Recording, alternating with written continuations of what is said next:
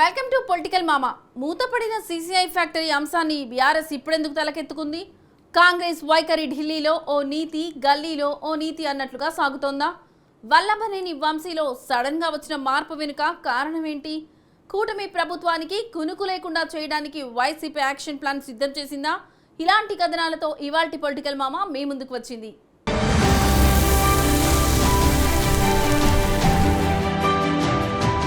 ఆదిలాబాద్ జిల్లాలో దశాబ్దాల క్రితం మూతపడిన సిమెంట్ కార్పొరేషన్ ఆఫ్ ఇండియా ఇప్పుడు తెలంగాణ రాజకీయాల్లో సరికొత్త చిచ్చు రేపుతోంది. ఇన్నాళ్లు కేవలం ఎన్నికల హామీలకే పరిమితమైన ఈ పరిశ్రమ పునరుద్ధరణ అంశాన్ని ప్రతిపక్ష బీఆర్ఎస్ ఇప్పుడు బలంగా భుజానికెత్తుకుంది. ఒకవైపు ఆమరణ నిరాహార దీక్షల హెచ్చరికలు, మరోవైపు ఢిల్లీ స్థాయిలో పైరవీలతో కేంద్ర రాష్ట్ర ప్రభుత్వాలను ఇరుకున పెట్టేలా గులాబీ పార్టీ యాక్షన్ ప్లాన్ సిద్ధం చేసింది. అప్పుడెప్పుడో మూతపడ్డ ఫ్యాక్టరీ చుట్టూ బీఆర్ఎస్ ఇప్పుడు ఇంతలా రాజకీయ మంటలు ఎందుకు రాజేస్తోంది? ఒకే దెబ్బకు రెండు ప్రభుత్వాలను టార్గెట్ చేస్తూ గులాబీ పార్టీ పన్నుతున్న అసలు వ్యూహం ఏంటి? Let's watch the story.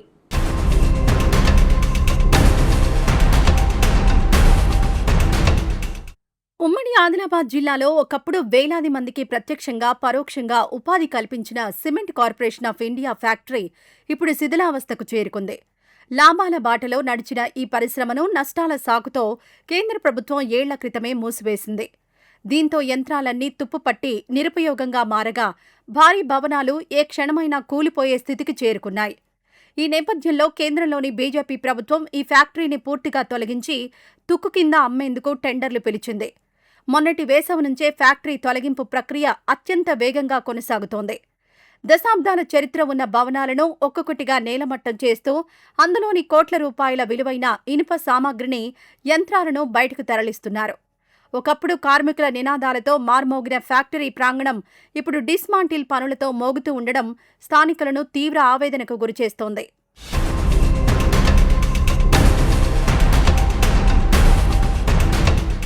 దశాబ్దాలుగా ఉమ్మడి ఆదిలాబాద్ జిల్లాలో జరిగే ప్రతి ఎన్నికల్లోనూ సీసీఐ పునరుద్ధరణ అనేది అన్ని రాజకీయ పార్టీలకు ఒక ప్రధాన ఎజెండాగా మారుతూ వస్తోంది. తాము అధికారంలోకి వస్తే ఫ్యాక్టరీని తెరిపించి తీరుతామని నాయకులు హామీలు ఇవ్వడం, ఎన్నికలు ముగియగానే ఆ విషయాన్ని పూర్తిగా గాలికి వదిలేయడం ఒక ఆనవాయితీగా మారిపోయింది. కానీ ఇప్పుడు ఫ్యాక్టరీని శాశ్వతంగా తుడిచిపెట్టే పనులు మొదలు కావడంతో పరిస్థితి ఒక్కసారిగా వేడెక్కింది. స్థానికంగా ఉన్న సీసీఐ సాధన సమితి నాయకులతో పాటు కాంగ్రెస్ పార్టీ శ్రేణులు వేర్వేరుగా ఫ్యాక్టరీ వద్దకు చేరుకొని ఆందోళన బాటపట్టారు. పాత యంత్రాల తొలగింపును అడ్డుకుంటూ పెద్ద ఎత్తున నిరసన గలం విప్పారు. అయితే ఇంతకాలం ఈ సమస్యను పెద్దగా పట్టించుకొని ప్రధాన ప్రతిపక్షం బీఆర్ఎస్ సైతం అనూహ్యంగా ఈ ఆందోళనలోకి ఎంట్రీ ఇచ్చింది. ఫ్యాక్టరీ మెయిన్ గేటు ముందు బైఠాయించి కేంద్ర రాష్ట్ర ప్రభుత్వాలకు వ్యతిరేకంగా నినాదాలు చేస్తూ పోరుబాట పట్టింది. దీంతో సీసీఐ ఇష్యూకి పూర్తిగా political colour పులుముకుంది.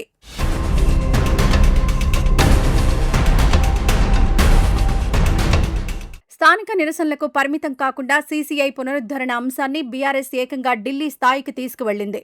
Party working president KTR స్వయంగా సీసీఐ సాధన సమితి నాయకులను వెంటబెట్టుకుని హస్తినకు పయనమయ్యారు. అక్కడ కేంద్ర భారీ పరిశ్రమల శాఖ మంత్రి కుమారస్వామితో ప్రత్యేకంగా సమావేశమై ఫ్యాక్టరీని తిరిగి ప్రారంభించాల్సిన ఆవశ్యకతను వివరించారు. ఢిల్లీ పర్యటన ముగించుకొని వచ్చిన వెంటనే ఆదిలాబాద్లో పార్టీ ముఖ్య నేతలతో భారీ చర్చా గోష్ఠి నిర్వహించి భవిష్యత్ కార్యాచరణను ప్రకటించారు. ఈ క్రమంలోనే మాజీ మంత్రి, ఆదిలాబాద్ జిల్లా బీఆర్ఎస్ అధ్యక్షుడు జోగు రామన్న ఒక అడుగు ముందుకేసి సంచలన ప్రకటన చేశారు. సీసీఐని తక్షణమే పునరుద్ధరించకపోతే తాను ఆమరణ నిరాహార దీక్షకు దిగుతానని, ఇందుకోసం ఆగస్టు 30ని డెడ్లైన్గా ఖరారు చేస్తూ కేంద్ర రాష్ట్ర ప్రభుత్వాలకు తీవ్ర హెచ్చరికలు జారీ చేశారు. ప్రాణ త్యాగాలకైనా సిద్ధమంటూ గులాబీ నేతలు చేస్తున్న ప్రకటనలు స్థానిక రాజకీయాల్లో ప్రకంపనలు సృష్టిస్తున్నాయి.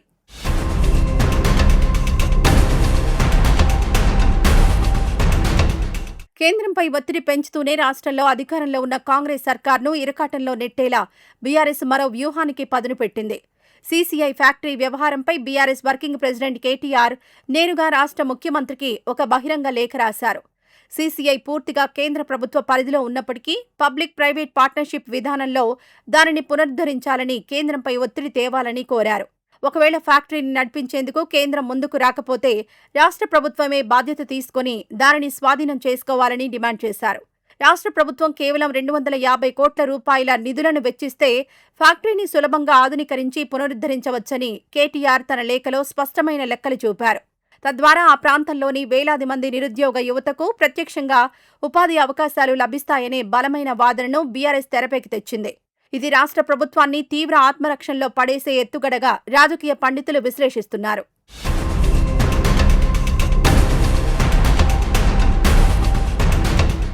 అసెంబ్లీ ఎన్నికలకు ఇంకా 2.5 సుదీర్ఘ సమయం ఉన్నప్పటికీ బీఆర్ఎస్ అధిష్టానం ఎంచుకున్న ఈ సీసీఐ ఫ్యాక్టరీ ఎజెండా వెనుక భారీ పొలిటికల్ స్కెచ్ ఉందన్నది రాజకీయ వర్గాల అంచనా. ఏదో ఒక బలమైన ప్రజా సమస్యను భుజానికెత్తుకుని జనంలోకి వెళ్లాలన్న వ్యూహంలో భాగంగానే గులాబీ పార్టీ ఈ పాత ఫ్యాక్టరీ ఇష్యూను సీరియస్గా తీసుకుంది. ఒకే దెబ్బకు 2 పిట్టలు అన్న చందంగా అటు కేంద్రాన్ని పాలిస్తున్న భారతీయ జనతా పార్టీని, ఇటు రాష్ట్రంలో అధికారంలో ఉన్న కాంగ్రెస్ పార్టీని జనం ముందు దోషులుగా నిలబెట్టాలన్నది బీఆర్ఎస్ అసలు లక్ష్యంగా కనిపిస్తోంది. గల్లీ నుంచి ఢిల్లీ దాకా పోరాటాలను ఉధృతం చేయడం ద్వారా ఈ 2 జాతీయ పార్టీలు తెలంగాణ ప్రయోజనాలను ఎలా విస్మరిస్తున్నాయో ప్రజలకు వివరించే ప్రయత్నం చేస్తోంది. ఫ్యాక్టరీ పునరుద్ధరణ విషయంలో కేంద్ర రాష్ట్ర ప్రభుత్వాలు ఎలా స్పందిస్తాయి, ఏ వైఖరి తీసుకుంటాయి అన్నది పక్కన పెడితే బీఆర్ఎస్ మాత్రం ఈ ఆందోళనను మరింత తీవ్రతరం చేసే దిశగానే అడుగులు వేస్తోంది. త్వరలో జరగబోయే ఆమరణ నిరాహార దీక్షలు, భారీ నిరసనలతో ఈ పొలిటికల్ గేమ్లో పైచేయి సాధించి అంతిమంగా ప్రజల మద్దతును కూడగట్టుకోవాలని గులాబీ దళం వ్యూహరచన చేస్తోంది. మరి ఏం జరుగుతుందో వేచి చూడాలి.